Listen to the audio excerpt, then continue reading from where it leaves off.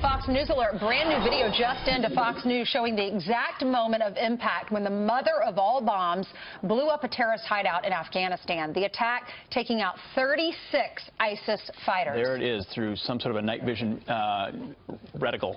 So what message does this strike send to the rest of the world? Here to weigh in, retired U.S. Air Force General Richard Newton. General, thank you very much for joining us this morning. So what message does this delivery send both to the fighters on the ground and also to the world?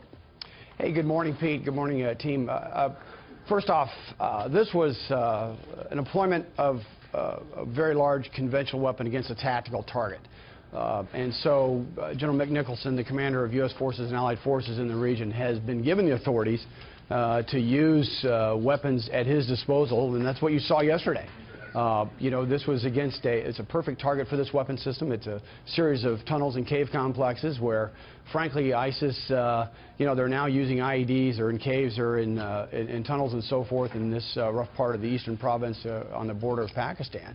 And you can run, but you can't hide. And so this weapon, delivered by U.S. air power, specifically United States Air Force Special Operations Combat Talon II aircraft, did its job yesterday, as Ainsley obviously just reported. Yeah, well, the president was saying, he was on the campaign trail, saying that he was going to annihilate ISIS, and this is definitely a start. We need to remind folks at home, 36 ISIS fighters, no civilians were killed.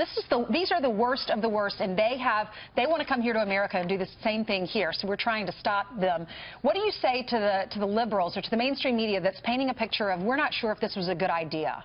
Well, what I say to the American people, Ainsley, is that, again, the president has given total authority to our combatant commanders, our military commanders in the field, and that they've got the authority to use these weapons.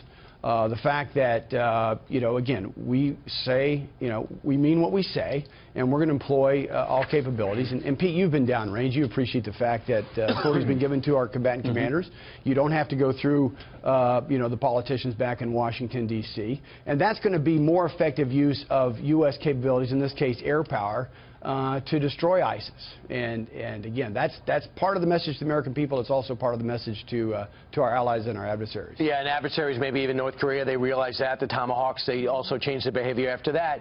The other thing is, let's be clear, there was also bad news earlier in the day when we admitted that we killed 16 Syrians that we thought were ISIS, and they weren't, in Syria. So there's a situation where, with that responsibility and freedom, come an additional responsibility to show you earned it. How we begin to correct that thing, I'm not being judgmental on the pilots or the intelligence, but we have to correct things like that because our adversaries run with it.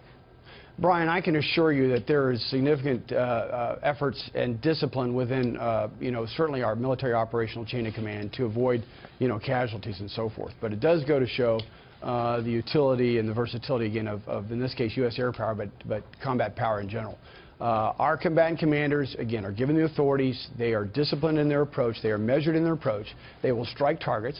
Again, if you're ISIS or if you're other adversaries, you can run, but you can't hide.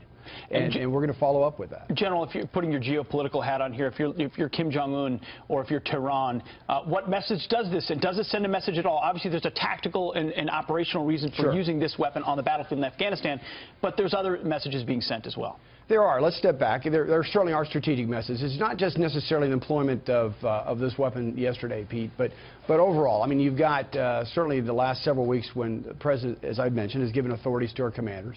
The fact that, you know, the TLAM strikes, the Tomahawk strikes that we did last week, if you cross red lines, if you put Americans in peril, or if you, again, are threatening our U.S. national security interests, this disciplined, strong U.S. national security leadership team, led by our president, will act accordingly.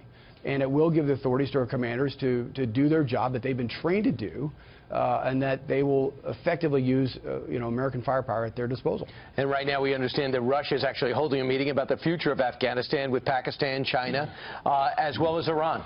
So they're having meetings about Afghanistan where we've had a military presence for the last 15 years. Incredible. General, thanks so much. Thank you, General. Thanks for your service. My pleasure. Thank you. You're welcome.